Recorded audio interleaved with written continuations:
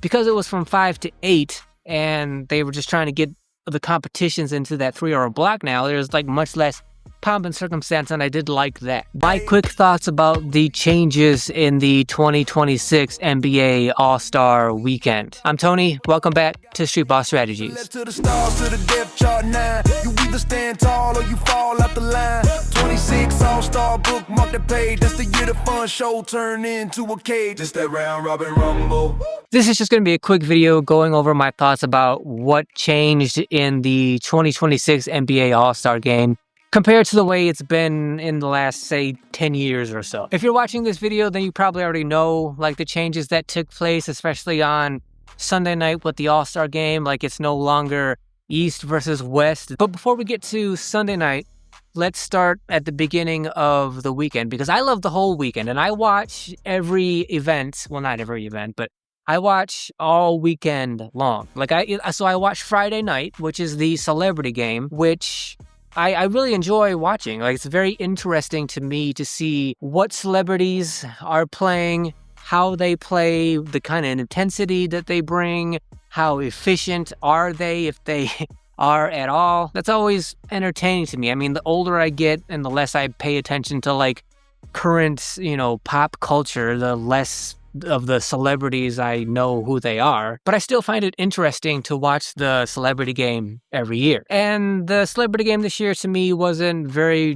different or better or worse than it has been in most other years. The only marketed difference between this year and the last few years is like on one team they had Tacko Fall, which is really not fair because he's like 7'6" or something like that. That was a big advantage that team had. That kind of threw off the entire game because, it's such a big advantage to have somebody that big and that, skilled from a former NBA player on your celebrity team. It's pretty unfair. But I don't watch like the Rising Stars after that. I don't watch the HBCU game. It's just I'm not really interested in that. But I definitely do watch NBA All-Star Saturday night, or this, I don't even know. It wasn't even Saturday night this time because it was on NBC for the first year, and maybe ever. I don't remember the last time the All-Star game was on NBC now that we've had the network change. But, it's also like the Winter Olympics are going on right now, and the Winter Olympics get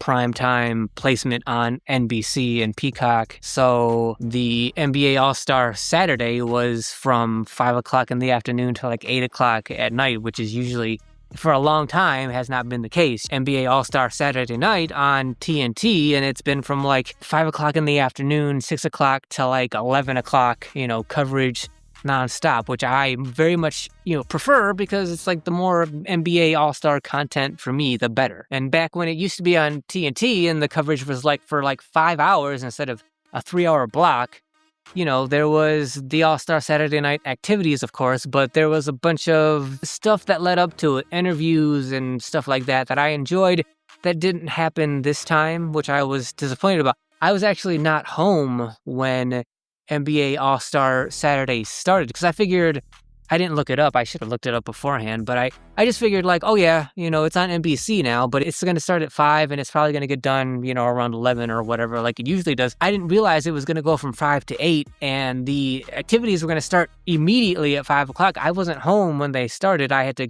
catch up when I got home, like an hour later, because it was Valentine's Day. And something that I did recognize right off the bat from the very beginning was like, this year was much less about pomp and circumstance. I guess one of the downfalls of like having that 5-hour block in previous years was there's a whole lot of time to fill in that 5 hours. And so that filling that time included like all the big bands playing and all the musical like performances and all that like bloat that like me as a real basketball fan who wants to see the competition, I don't really care about that. I care about like the interviews and the behind the scenes kind of stuff. I like that stuff.